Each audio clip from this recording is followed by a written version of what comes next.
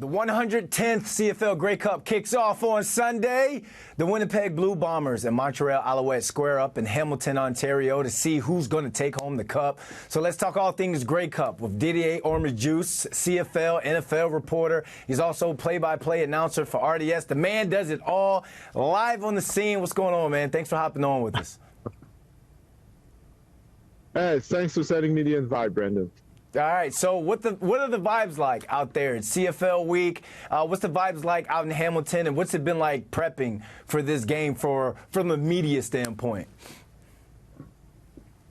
Well, it's been very exciting, to get ready to cover this 110 Grey Cup. Since for the Montreal Alouettes, this is the first time that they're going to be playing in a big game since 2010. It's been 13 years since the Montreal Alouettes made it to the final, and they've been on a great run. They've won their last 7 games, so there's a lot of buzz going on in Montreal since the fans have been waiting for 13 years before finally seeing their favorite team playing here in the championship game. So we're just waiting for kickoff right now. There's a lot of buzz in Hamilton. Also, this is the second time in 3 seasons that the Grey Cup is played here at the Tim Hortons Field. So yeah, we're just waiting to see what's going to happen between the Alouettes and the Blue Bombers. Yeah, great stadium over there at Tim Hortons Field. That Grey Cup year for the Alouettes, that was my first year up in the CFL, man. I got released by the Pittsburgh Steelers, went up there, got a chance to play with guys like Kerry Watkins, Jamel Richardson, S.J. Greens, Anthony Calvillo.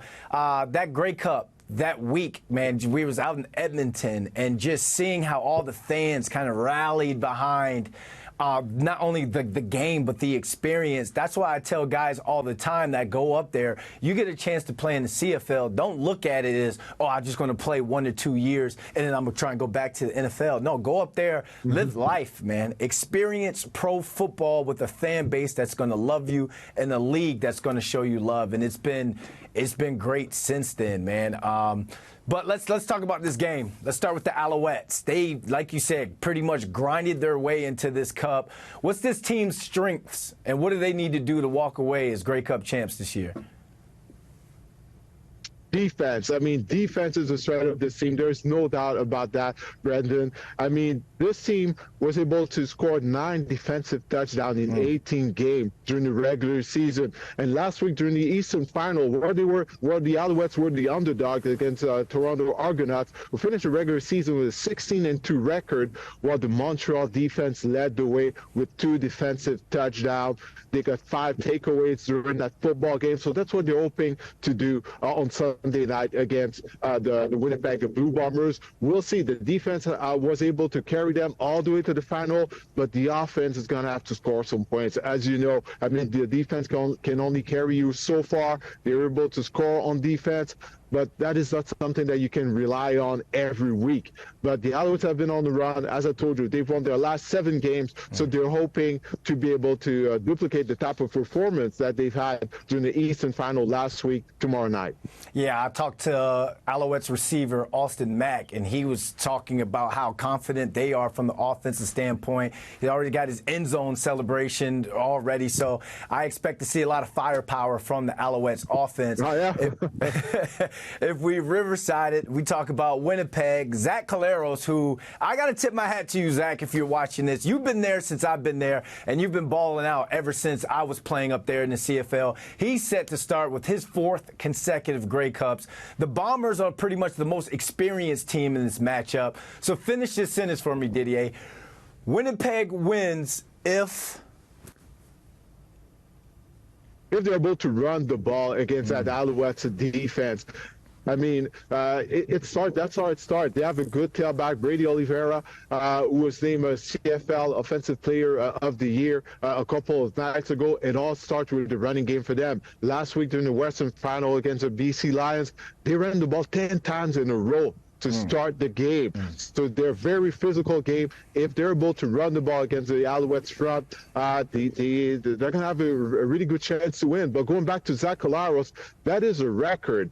This is the first time in CFL history that a quarterback is able to lead his team to 4th straight Grey Cup appearances.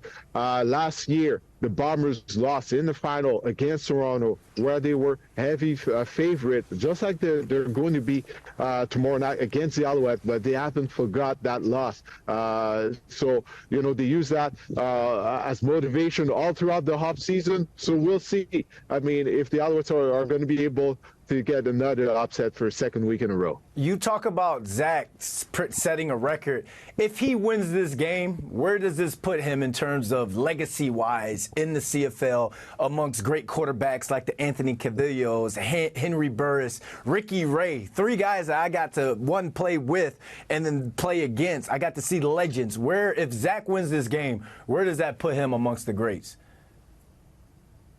I think you're going to have to put him up there, Brendan. I mean, not even Warren Moon was able to lead Edmonton to 4th straight Grey Cup appearances, you know, even though he was arguably one of the greatest quarterback who ever played in this league. Not even Doug Flutie, who is the greatest quarterback who ever played in the CFL, was able to do that. You're going to have to put his name up there with those guys because, as you know, the quarterbacks are defined by championship.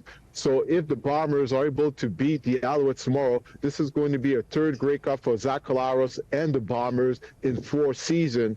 We will have no choice but to put him up there with the CFL great quarterback. Yeah, people always ask me the differences in the CFL and the NFL. You know, I say the game play, the game pace, the field, but at the end of the day, in the NFL and the CFL, to win a championship, got to be able to run the ball, play defense, and quarterbacks are measured by their championships. Didier, man. Football is football. Football is still football.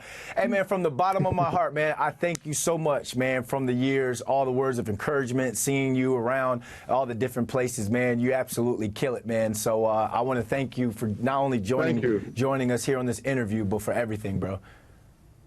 Hey, congrats on your success, Brendan, and I know you're about to achieve even more than you've had so far. All right, appreciate it, man.